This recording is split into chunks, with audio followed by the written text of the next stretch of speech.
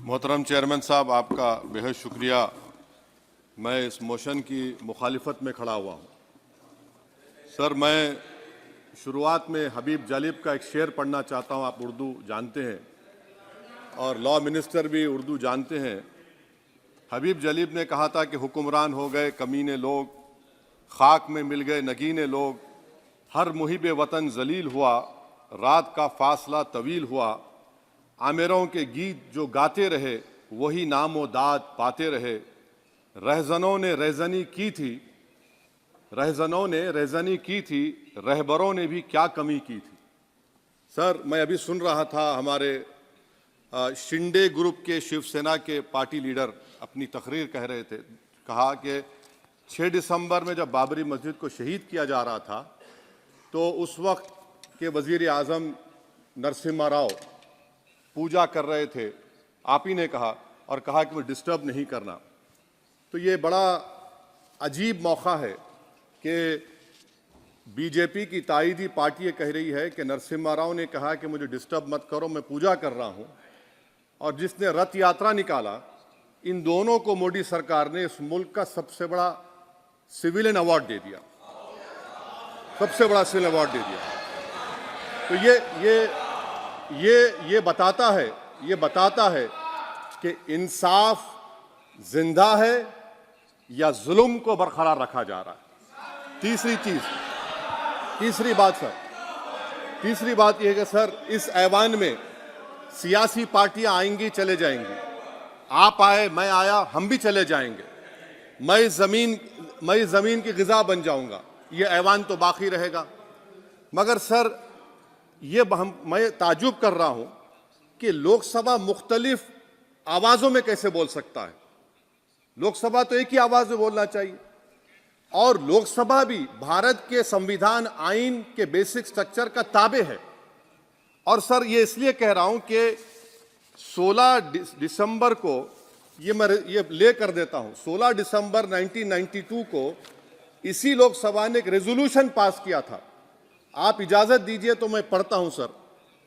This house, अच्छा, ये गुलाम नबी उस वक्त के मिनिस्टर थे, आज नहीं है, उनका नाम नहीं लेना चाह रहा था।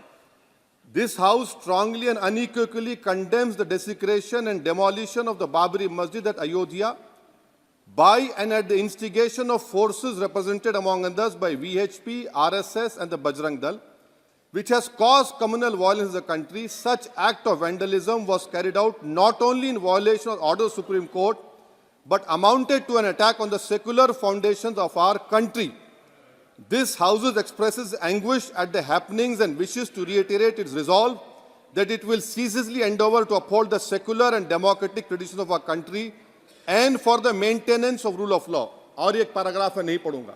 मैं ताजुब कर रहा हूं कि जब इस ऐवान ने एक रेजोल्यूशन पास किया तो हुकूमत आएगी जाएगी, और हुकूमत, ये मोदी हुकूमत जश्न मना रही है जो 6 दिसंबर को हुआ।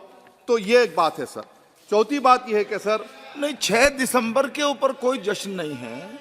राम मंदिर के निर्माण की जो प्रतिष्ठा हुई है उसको संबोधन कर रहा है, और वो सर्वोच्च न्यायालय के द्वारा तथ्यों के आधार पर दिए गए निर्णय के कारण से हुआ है।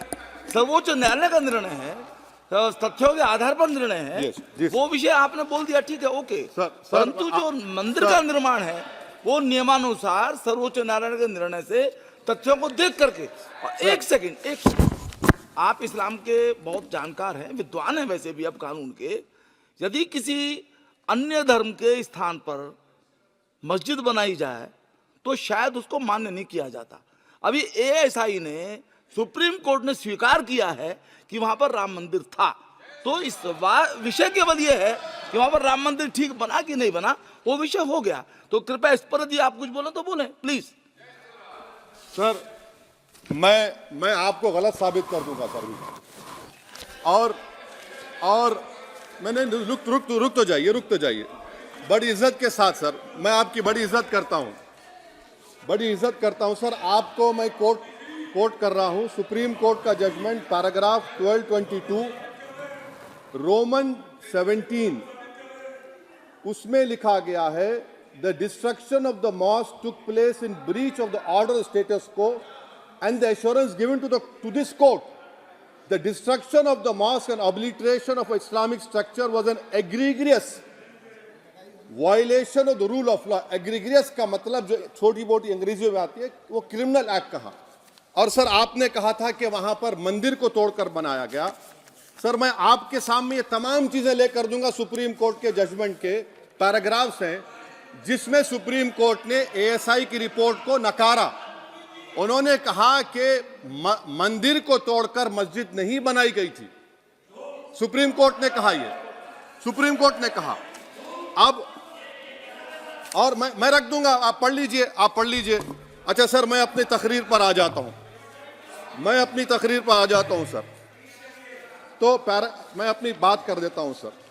तो मैं ये पूछना चाह रहा हूं कि क्या मोदी सरकार एक समुदाय, एक मजहब की सरकार है या पूरे देश के मजाहिब को मानने वालों की सरकार है? जिसको नहीं मानते उनकी सरकार है, हमको बता दीजिए। क्या मोदी सरकार सिर्फ एक फिक्र और नजरिया हिंदुत्व की सरकार है? क्या इस देश का, इस गवर्नमेंट ऑफ इंडिया का कोई मजहब है? इस वतन अजीज सबके मजहब को मानता है। सर मेरा मानना है कि इस देश का कोई मजहब नहीं है। क्या ये सरकार 22 जनवरी का पैगाम देकर ये बताना चाहती है कि एक मजहब को दूसरे मजहब के मानने वालों पर गलबा और कामयाबी मिली? क्या आइन इसकी इजाजत देता है? क्या ये पैगाम आप जब ऐवान से दे रहे हैं तो 17 करोड़ मुसलमानों को आप क्या पैगाम दे रहे हैं, ये मैं आप पर छोड़ता हूं। सर 49 में धोखा हुआ, 86 में धोखा हुआ, 92 में धोखा हुआ, 2019 और 22 में भी इस ऐवान के जरिए हमको धोखा दिया जा रहा है। और अफसोस के साथ कहना पड़ता है सर कि मुस्लिम अक़लियत को हमेशा ये कहा गया कि तुमको भारत के शहरी बरकरार रहने के लिए एक बहुत बड़ी कीमत तुमको चुकानी पड़ेगी, और हम पर इल्जाम लगा दिया गया। सर क्या मैं बाबर का स्पोक्स पर्सन हूं? क्या मैं जिना का स्पोक्स पर्सन हूं? क्या मैं औरंगजेब का स्पोक्स पर्सन हूं? बताइए सर, आखिर मैं कहां तक आप मुझे लेकर जाएंगे? दूसरी बात यह है सर, दूसरी बात यह है कि फिर 6 दिसंबर के बाद देश में फसाद हुआ, नौजवानों को टाडा में डाला गया जो बूढ़े होकर निकले। यकीनन आपकी सरकार नहीं थी, आपकी सरकार नहीं थी। अच्छा बल्कि मैं तो मर्यादा पुरुषोत्तम राम की इज्जत करता हूं, मगर मैं नाथूराम गोडसे से नफरत करता हूं। मेरी नस्लें नफरत करती रहेंगी क्योंकि नाथूराम गोडसे ने उस शख्स को गोली मारी जिसके जबान से आखिरी लफ्ज निकले हे राम। सर छठी बात यह है कि 87 में मलियाना हाशिमपुरा हुआ, 83 में नेल्ली हुआ, 44 में जम्मू में नस्ल कशी हुई, 2022 में हल्दीवानी में कत्ल हुआ। इतने धोखे सबसे बड़े किसको दिए गए? असदुद्दीन ओवैसी को दिए गए। मगर फिर भी मुझसे ही कहा जाता है कि वफादारी को तुम साबित करो अपनी ओवैसी। सर आज भारत के 17 करोड़ मुसलमान अपने आप को अजनबी और एलिनेट महसूस कर रहे हैं।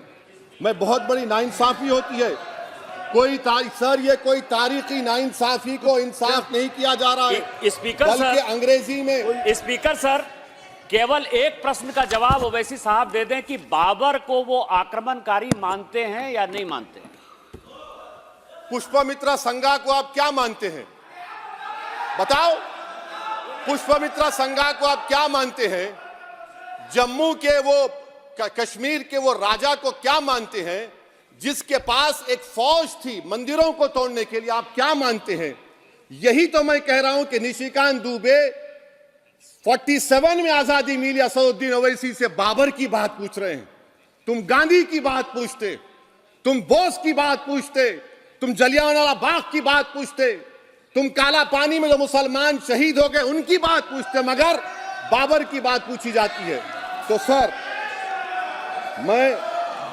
मैं आपको बता रहा था, खामखा डिस्टर्ब किए सर, मुझे मेरा वक्त ले लिए निशिकांत दुबे।